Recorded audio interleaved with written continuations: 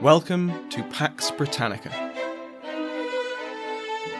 Episode 27. Long Live the King.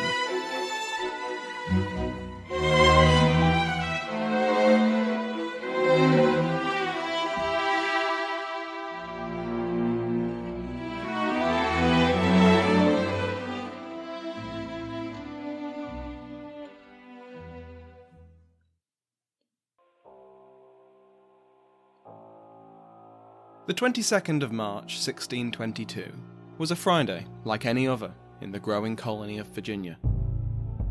The cold and darkness of winter was receding, to be replaced with spring. Like every winter in the New World, it had seen deaths among the settlers, but long gone were the starving times, that deadly winter which a few of the colonists still remembered. The survivors had been few in number regardless, but they had been joined over the last decade by hundreds of new settlers. Whether they had come to start a new life, or merely to make it rich from a harvest or two, their lives revolved around the first great cash crop of the English colonies: tobacco. Spreading out from the first settlement of Jamestown, the English established plantations along the James River, building on land which had been conquered by force of arms by Virginia's first governor, Thomas West, the 3rd Baron de la Warr. Those had been violent times, as the neighbouring Powhatan Indians were pushed back with devastating and often cruel tactics. Peace had come after 4 long years of war, and since then relations with the Powhatan seemed cordial. Trade had grown between the two peoples, although the constant English attempts to convert their neighbours to Christianity often soured attitudes. There was still occasional violence.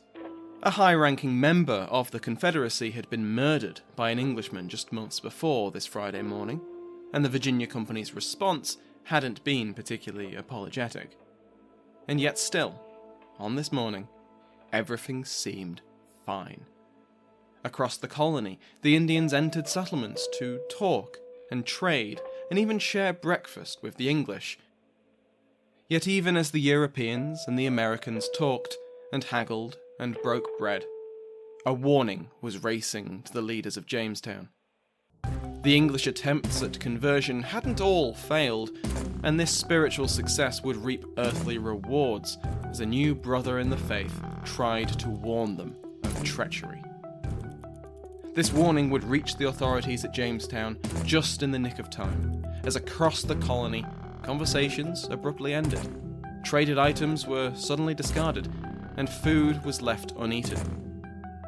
The Powhatan struck with the element of surprise, the walls of settlements useless, the guns of militia unloaded, as the visitors picked up knives, axes, and anything at hand, and brought them to bear on the colonists. Jamestown was largely spared through the warning of the Christian Powhatan, but the outlying settlements were devastated.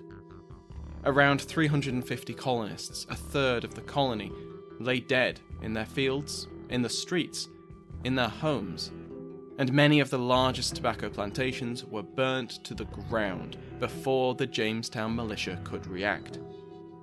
Yet, react they did, marching out of the gates to carry out reprisals. The Second Anglo-Powhatan War had begun.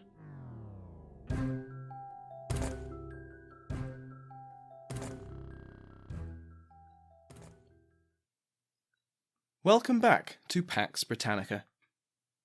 Last time, we saw the death of James VI and I, the first king of England, Scotland, and Ireland, and the first king of Great Britain, even if that title was never really accepted by his subjects. We left the once Prince, now King Charles, at his father's deathbed, with George Villiers, Duke of Buckingham, in tears beside him. The king had promised to treat Buckingham with the same favour his father had shown him, and as we shall see today, this was potentially the first of Charles I's many mistakes as sovereign of 3 kingdoms. Speaking of those mistakes, If James's English reign is popularly remembered for the Gunpowder Plot, the Irish and American colonies, and the King James Bible, then the elephant in the room of Charles's reign, looming like 19th century Lancashire, is the little dispute of the British Civil Wars. Much like James, though, his son's reign isn't simply a prelude to that conflict. Charles and his subjects weren't just killing time, twiddling their thumbs until they got to the business of killing each other, and over the next few episodes we will go into detail about exactly what happened between the death of James and the kingdom kerfuffle. Today, we'll begin with a brief tour of those three kingdoms and touch on the situation in each, as well as cover some of the administrative apparatus which I've avoided so far, but will come up again repeatedly over the next however many episodes it takes to cover the next 35 years. So before we restart the clock on the narrative, we should take a look at the realm Charles now ruled. First, his ancestral home of Scotland. Scotland had, aside from his royal father's brief visit in 1617, gone without the presence of a king since 1603. Charles would follow this tradition, and it would take him 8 years to visit and receive his Scottish coronation. In his absence, much like under James, the governance of Scotland was left in the hands of capable Scottish nobles. In most areas, Scotland governed itself. The one exception, as under James, was religion, and Charles's interference in the Kirk would have serious consequences. Ireland's government shared many similarities with the one in Scotland, summed up in Kishlasnky's Monarchy Reformed, in which he describes both governments as following, quote, a pattern of benign neglect, punctuated by periods of malignant attention. The government in Dublin was still highly militarised, with the Crown-appointed Lord Deputy, at this time the 1st Viscount Falkland, Henry Carey, and the Court of Castle Chamber. Now hold on, you may be thinking to yourself, what about the Irish Parliament? It is true that Ireland had a parliament. The body created the Kingdom of Ireland for Henry VIII, and more recently had petitioned King James to head off anti-Catholic reforms. But it was rarely summoned, and there were sometimes decades without an Irish parliament. The plantation efforts in Ulster and elsewhere in Ireland continued unabated, although their success in pacifying and quote-unquote civilizing the island was patchy at best, as we shall see soon enough. The Kingdom of England was the largest, both in geography as well as in population, of Charles's new kingdoms. It was also where Charles spent almost all of his life, and was the centre of political power for all three kingdoms. England had encompassed Wales ever since the reign of Henry VIII, when it was incorporated into the English political and legal system. This had removed many of the holdovers from previous centuries, such as the decentralised power of the Marcher Lords, and the process was repeated in the north of England too. Yet England was still a hodgepodge of contradictory, overlapping administrations. Aside from the holdings of the non-royal aristocracy, there were the duchies of Lancaster and Cornwall. The Duchy of Lancaster managed the royal estates, scattered throughout the kingdom, while the Duchy of Cornwall administered the lands of the Prince of Wales. In Kent and Sussex, there were a number of cinque ports, with their own rights and privileges, and their own Lord Wardens to organise a defence in case of attack from France. The county of Cheshire was a palatine, and so outside the jurisdiction of royal courts. York was the seat of the Council of the North, Ludlow the council in the Marches of Wales, both surviving the actual break-up of the Marches, but retaining their own jurisdictions outside of common law. These are just a few of the various administrations which made up England, with each having their own rights, responsibilities, and incomes. Speaking of law, let's talk about justice. In England, local justice was undertaken primarily by sheriffs, who appointed their own under-sheriffs and constables. They operated within their counties, arresting alleged criminals and transporting them to trial. These trials often took place at the twice-annual assizes, and it was the role of sheriffs and their deputies to organise and accommodate these events. We heard about the assizes in the Discovery of Witchcraft episode, and they will appear many times in the future. The sheriffs themselves were appointed by the monarch, on the advice of the Lord Chancellor, who was meant to take local relationships into account. Notably, to be made a sheriff meant being unable to stand for Parliament if one was summoned. Keep this in mind for future episodes.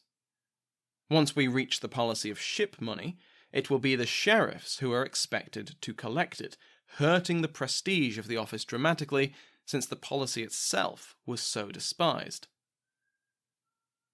Justices of the peace were another integral part of the English judicial system, as their name might suggest. The Lord Chancellor appointed Justices of the Peace on the advice of the Lord Lieutenant and other county elites, and their number would grow throughout the century. They heard all criminal cases, handled minor misdemeanours themselves, and passed more serious crime onto the assizes. While their responsibilities, like the sheriffs, increased over the century, for some, the title of Justice of the Peace was merely an honorific, an extra source of honour and prestige for the gentleman who received it. The idea that it was actually a job with actual responsibilities would have been quite irritating for these folk. However, the vast majority of JPs took their duties very seriously, and their quarterly gatherings were the perfect opportunity to trade news and gossip, as well as to discuss political events. Meetings such as these had always been opportunities to discuss who would be sent to Parliament from their community, but their lists of grievances to go along with their MP were becoming longer. The final form of local English government we'll cover today is that of the Lord Lieutenant. The Lord Lieutenant was generally appointed from among the local aristocracy, and they were the military commander of their county's militia. As warfare had become the sole preserve of the monarch, and private armies had turned into relics of sedition, the role of Lord Lieutenant satisfied the martial honour of aristocrats. The Lord Lieutenant was generally of high rank, with the position of deputy lieutenants occupied by more minor nobility, with the landed gentry holding the positions of militia captains. All well and good. The militias would keep the king's peace, the nobility would get legitimate martial activity, and England would maintain a steady population of trained men in the case of war. Well, not quite. Much like the Justice of the Peace, holding a position in your county's militia was a source of pride and honour, regardless of whether you actually did your job. It was rare for the militia to be mustered even once a year for training, and when they did, they rarely had the supplies or equipment they needed. Charles instituted some reforms over his reign, increasing their size and improving their training, but he also made the Lord Lieutenancy a lifelong and hereditary title, which didn't help with corruption or inactivity. It's no surprise, then, that the militias would be largely useless when the Scots invade. In matters of religion, the three kingdoms were no more united than in their politics. Ireland had possibly the greatest variety. The native Irish population, including the Old English or Anglo-Irish, were largely Catholic. The decade and a half of plantation under the Stuarts had introduced a large minority of Scottish settlers, and they were mostly Presbyterian. The English landlords and administrators were a minority within a minority, and they adhered to the Church of England. In Scotland, the Presbyterian Kirk was ascendant, although there were holdouts of Catholicism in the Highlands and Islands. The Kirk was critical of what they considered popish trappings, such as bishops, worshipping at the altar, and other unnecessary paraphernalia. As a side note, isn't paraphernalia a wonderful word? It's a bit more grand than just saying stuff. Well, guess who had a lot of stuff? The Church of England.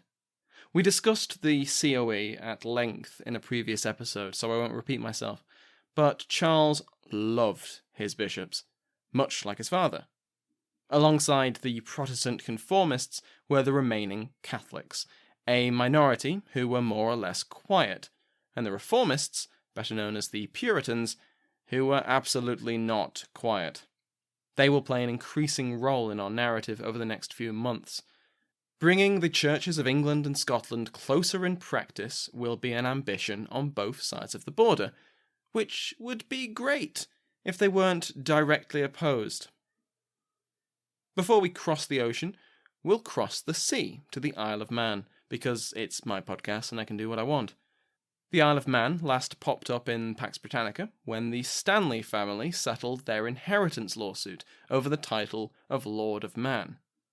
Ever since, the lordship had been held by the 6th Earl of Derby, William Stanley. The Stanleys were one of the great families of England and will play a role in the upcoming civil wars. The future 7th Earl of Derby, James Stanley, currently known as Lord Strange, will one day be called the Great Stanley, or in the original Manx, and Stanlac Moor. In the coming 1625 Parliament, he will be elected MP for Liverpool and raised to the Order of the Bath upon Charles's coronation, as well as being appointed the Lord Lieutenant of Lancashire and Cheshire. At this point, Lord Strange's priority was to restore his family's financial situation, which was still recovering from the lawsuit, and he did so through reforming and, in some eyes, exploiting the family estates, including the Lordship of Man. In the east, the East India Company maintained a few factories along the route to the Spice Islands, having fought against the Portuguese and the Dutch. They continued to bring in vast profits for investors and the Crown through duties, although this would not be forever. In America, Charles's dominions were scattered and small, but growing. In the Caribbean, the island colony of St. Kitts would soon be joined by other English West Indian colonies. In the Atlantic was Bermuda, and along the eastern coast of North America were the colonies of Newfoundland, Plymouth, and Virginia. As we followed events in London, we've skipped over one of the most important formative events that struck the colony of Virginia. Relations between the colonists and the locals deteriorated with the death of the Sagadahoc Powhatan, as well as Pocahontas. With these voices for peace silenced, simmering tensions boiled over. The English repeatedly attempted to convert Powhatan children to Christianity covertly, proselytizing in the guise of education, and early in 1622, a high-ranking Powhatan was murdered by a colonist. After the Virginia Company failed to make amends for the act, the new Sagadahoc, Opechancanock, which I am probably mispronouncing, began planning an assault, possibly the last assault, on the English colony of Virginia. That assault was the massacre I described in the vignette beginning today's episode. The Anglo-Powhatan War was a brutal and bloody affair, joining together the colonists and the Powhatan Confederacy's native enemies. The war would last for years, as no peace really held up. Sometimes this was due to the Powhatan peace delegations being poisoned, stabbed, and shot, but even when an official ceasefire was declared, violence continued as both sides raided the other. During these years, the colony of Virginia underwent a significant legal change. In April 1623, in the light of the 1622 massacre and the general mismanagement of the colony and the company, the Privy Council launched a commission to investigate Virginia, prompted by the company's shareholders who were themselves in a dispute with the company management. It also ordered the Virginia Company to aid their investigations, as well as send help to the colonists engaged in their fight, but by this point, despite the commercial success of tobacco, it was bankrupt, and the company refused to meet its obligations. The Privy Council then suggested that the previous charters be revoked and the company fall under the direct control of the Crown, as it had in 1606. The company refused. Finally, the Attorney General began the legal proceedings to annul the company's charter. In May 1624, the Virginia Company ceased to be, and Virginia became a crown colony with a crown-appointed governor. However, it maintained its General Assembly of elected representatives to advise him. So those are the realms that Charles now rules. The king is dead. Long live the king.